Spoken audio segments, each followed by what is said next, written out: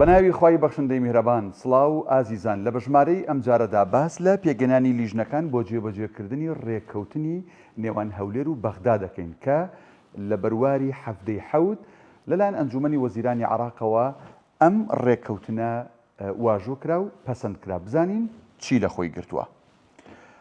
سەبارەت بە ڕادستکردنی نەوت تاوان هەرێمی کوردستان ئەبێت ڕۆژانە 280,000 بەرمیل و زیاتریش ڕادستی کۆمپانیای سۆمۆ بکە و بۆ مانگی 5,620 میلیارد دیناریش لە داهاتی نانەوتی ڕادستکە. بزانین نەوت ڕادست کراوە یان نا و هۆکاری ڕادست نەکردنەکەی چییە؟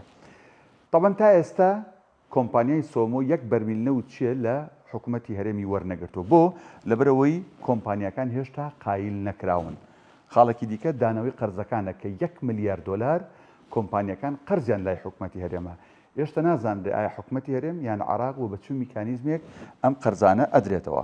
هەروەها کۆمپانیەکان ینی لەسەر ئەوە جەختەکەنەوە کە پاراستنی گرێبەستە نەوتیەکانیان ئەو گرێبەستەی کە لەگەڵ حکوومەتی هەرێم کردویانە کە ینی گرێبەستێکە لە کێڵگەکانی عێراق نەکراوە و زۆر قازانجەکەن دایانەوێت ئەو گرێبەستانیان بپارێزێت. گرنتی شایستەی داهاتەکانیان یعنی ئەمان ئەیانەوێ گرنتی ئەوە بکرێت ئەو شایستەکانی داهات کە پێیان ئەدرێت مانگانەیە هەفتانەیە ڕۆژانێت چۆنە دەبێت گرنتیکیان هەبێت ئەنجا ئەم کۆمپانیانە دەسەکەن بەچی دەسەکەن بە دیسانەوە بەرەمهێنانی نەوت و دەرهێنانی نەودیان ڕادستکردنی بە سۆمۆ.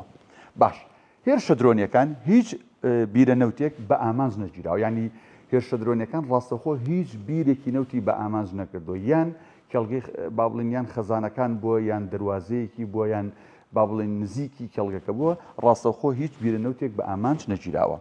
دوای قایلکردنی کۆمپانیەکان دەتوانێت هەناردە دەست پێ بکاتەوە ینی هەر کاتێک ئۆلەوەی پێشوو باسمان کرد کۆمپانیا نەوتەکان قایل کران بەو مەرجانەی کە هەیان بوو ئەوە یەکسەر دەتوانرێت نەوت بگەێنرێتەوە ئاستی 280,000 بەرمیل لە ڕۆژێکدا. لە دەرەوەی ئەپیکۆر تاوان 5-6 کۆمپانیا باڵین ئەپیکۆریان پێگەناوە ئەو ڕێکخراوەیە کە تایبەتە بە ئەو کۆمپانیانی کە نەوتی کوردستان بەرەمێنن. لە دەرەوەی ئەپیکۆر هەرێم نزیکەی 150,000 بەرمیل ڕۆژانە توانێت بەکاربێنە بۆ نمونە لە خوڕمەڵە و لە بجیل و لە کەڵگەی نەوتی هەولێر. ئەوکانی دیکەی لای کۆمپانیاکان ئەگەر ئەوان دەست پێ نەکەنەوە هەرێم لە 150,000 بەرمیل زیاتر لە ڕۆژەکە ناتوانێت. باش هەڵسەنگاندنی پێداویستی ناوخۆ بۆ سوتەمەنی پاڵپشتی کراوە. تاوان لەم ڕێکەوتنە 4 لیژنەش دروست کراوە سینە سەریان. لیژنەیەک لە هەردوو وەزارەتی نەوت و وەزارەتی سامانە سروشتەکان بۆ چییە؟ بۆ 50,000 بەرمیلەیە کە دانراوە بۆ ئیستیهلاکی ناوخۆ بۆ بەکارهێنانی ناوخۆ.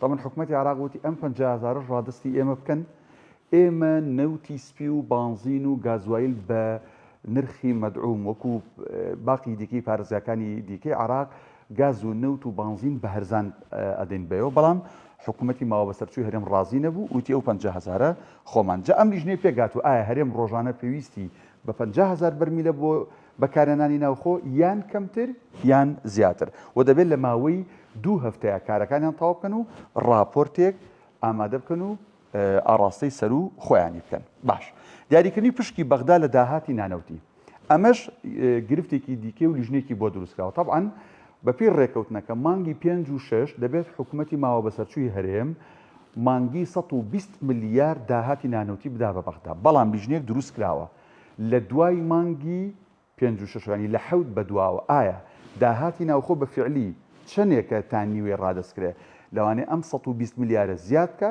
و لەوانەشە کەمکە ئەمیش لە ماوەی 2 هەفتەیە دەبێت ڕاپۆرتێک ئامادە بکەن و ئاڕاستی سەر و خۆیانی بکەن. باش تەواوکردنی بە بانکیکردنی موچە ئەمەش لیژنێکی بۆ دروستکراوە لە هەردوو حکوومەت لە حکوومەتی هەرێم و حکوومەتی فیدراڵی لە هەردوو وەزارەتی با بڵین دارایی هەرێم و وەزارەتی دارایی فیدراڵ ئەمانیش بۆ تەواوکردنی بە بانکیکردن لە 3 مانگ تێپەڕ نەکات. تاوان ئەمە مشتومڕی زۆر لەسەرە هەندێک ئەڵەن هەر هەژمارەکەی منە بەڵام دەبێت هەموو موچە خۆران تەواو بکرێت و ئایبانەکانیان ڕقم وەزیفەکانیان تەسلیم بە بەغدا بکرێت. هەندێکی ژوات تێئەگەنەڵن نا ئەمە هەر تەوتینەکەی کە بەغدا داوایەکە ئەمە بابزانین چۆن دەرەچێت. باش دیاریکردنی پشکی هەرێم لە بودجەی 3 ساڵە 23 24 25 تاوان کاتی خۆی تەیب سامی نامێکی بۆ حکوومەتی هەرێمی کوردستان ناروتیەوە پشکتان نەماوە لە بودجەی 3 ساڵی. لیژنەیەک لە وەزارەتی دارایی فیدراڵ لەگەڵ وەزارەتی دارایی و ئابووری هەرێم پێگەێنرێ بزانن لەم بودجە 3 ساڵیە ئێمە چەندێک پشکمان ماوە و چەندێک نەماوە، ئەگەر نەماوە چۆن معالەجێ بکەن، ئەوی لە ماوەی 2 هەفتەدا دەبێت راپۆرتێک ئامادە بکەن و ئاڕاستەی سەر و خۆیانی بکەن. موچەی مانگەکانی 6 و 7 بزانین چی لێ دێت. وتمان مانگی 5 ئەوە موچە درا، مانگەکانی 6 و 7 ڕۆژانە ڕادستکردنی 230,000 بەرمیل نەوت. ئەمە مەرجە. بەڵام ئەگەر ئەو لیژنانی دروست کراون ینی راپۆرتیان بەرز کردەوە کە لەوە چێ لە مانگی 6 بۆ مانگی 6 بۆ موچەی مانگی 6 نەتوانرێت 230,000 ڕادستکرێ هەر چێنێکیان ئەگەر حکوومەتی بەغدا قایل بێ ئەوە ئەکەوێتە سەر لیژنەکە. ڕادستکردنی نیوەی داهاتی ناوخۆ ئەمە دوو مەرجن، ڕادستکردنی نەوت 230,000 و نیوەی داهاتی ناوخۆ چەنێ دەبێت ڕادستی بەغدا بکرێت ئەنجاموچەی مانگی 6 و 7 و مانگەکانی تریش دیارێکرێت. ئەمەی کە باسمان کرد لە بەژمارەی ئەمجارەدا پێگەنانی لیژنەکان بوو بۆ جێبەجێکردنی ڕێکەوتنی نێوان هەرێم و بەغدا.